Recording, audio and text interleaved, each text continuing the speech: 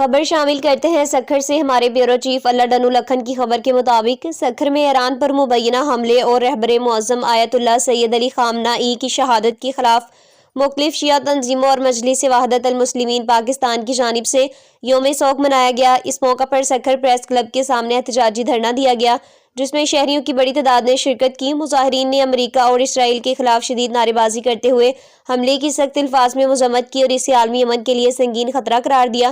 مقررین کا کہنا تھا کہ ایران پر حملہ نہ صرف بین الاقوامی قوانین کی خلاف ورزی ہے، بلکہ یہ پورے خطے کے امن و استحکام کو متاثر کرنے کی سازش ہے۔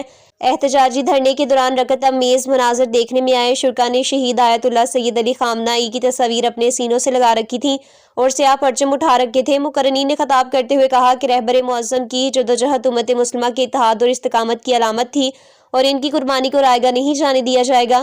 مظاہرین نے عالمی برادری اور اقوام متحدہ سے مطالبہ کیا ہے کہ وہ فوری طور پر اس واقعے کا نوٹس لے کر ذمہ داران کے خلاف کارروائی کرے۔ ان کا کہنا تھا کہ اگر عالمی طاقتیں خاموش رہیں تو خطے میں کشیدگی مزید بڑھ سکتی ہے۔ دھرنا پرامن طور پر جاری رہا، جبکہ سیکیورٹی کے پیش نظر پولیس کی بھاری نفری بھی موقع پر موجود رہی۔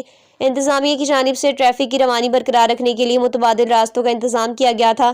یوم سوگ کے اختتام پر شہداء کے ایصال ثواب کے لیے دعا کی گئی اور شرکا پرامن طور پر منتشر ہو گئے۔